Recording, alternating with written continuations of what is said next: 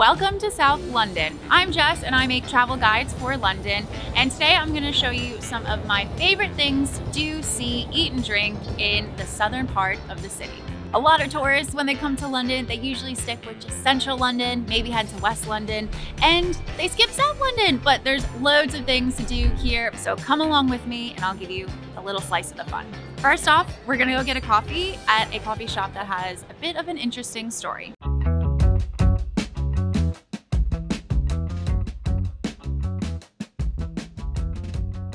There are lots of places you can get a good coffee in South London, but I think that it tastes a little bit better when you know your money is going towards a good cause. Hello, I'm Agatha and I work in All Spy Roastery, which is the first enterprise in the UK that actually is helping homeless to get a job and a home as well, if it's possible. So if you come here and you buy our coffee or any coffee pack, we actually donate 65% of the whole profit of the company to end homelessness.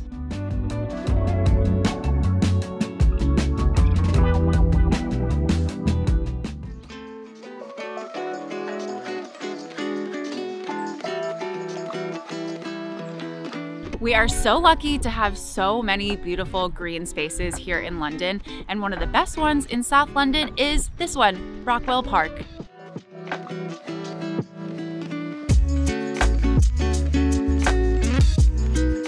Some of the things that you can do here, there is a beautiful cafe you can stop into, some dedicated exercise areas, and there's even a Lido, which is a public swimming pool, which I have featured as one of the things that you can do when you come to London in the summer. So watch that video next if you are gonna visit when it's warm.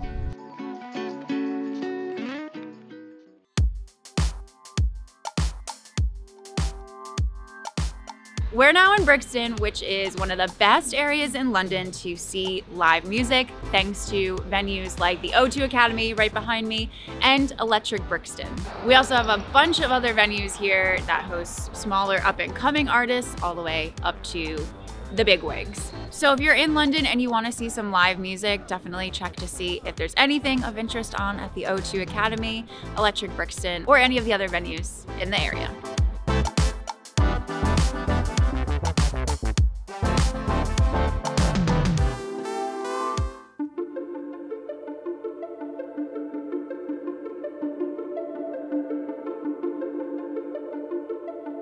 We're in Round Table Books and we're here with Mira. She's gonna explain what we're doing here. Hi, so we started off as a pop-up bookshop on Cold Harbour Lane. It was to celebrate the first year of Nights of. It's a publisher, a diverse children's publisher. They wanted to do something a bit different. The pop-up bookshop was in response to a report that said that only 1% of children's books had a person from an ethnic minority represented on the page that was a central character. It was so successful. Brixton, the one question that they kept being asked over and over again was whether it was going to be permanent. And here we are. It's been a roller coaster, but we've also really extended that. So besides selling both now children's and adult books with representation in them, and that's LGBT, race and ethnicity, and disability representation, we now do a lot more community projects, because as a community interest company, we don't just operate in a way of just making money. We have to take that money and do social projects with it, and we really love that aspect of it.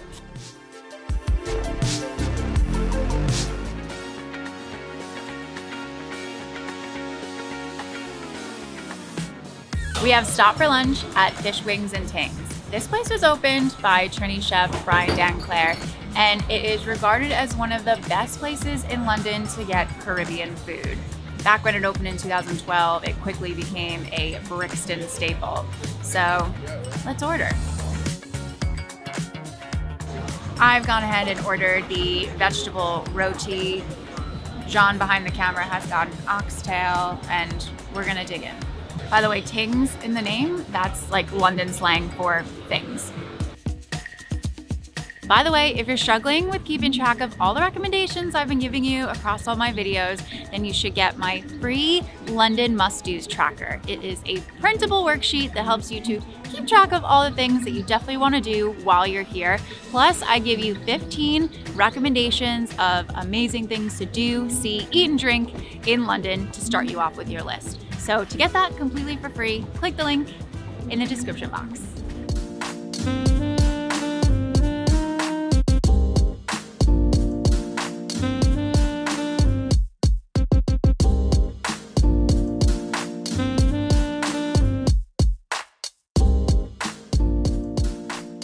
This is Gong. It's an ultra fancy cocktail bar on the 52nd floor of the tallest building in Western Europe. The name Gong comes from the word dugong, a structural element of interlocking wooden brackets, a traditional piece of Chinese architecture that you'll see incorporated into the bar's decor.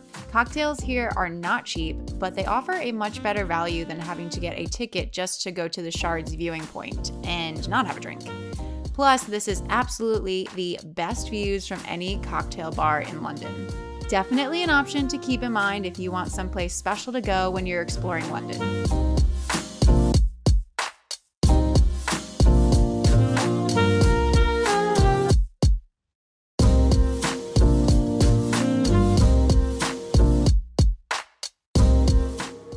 Don't forget to click the link in the description box to get my free London must-dos tracker, and to watch more of my London area guides, click one of the boxes popping up around me.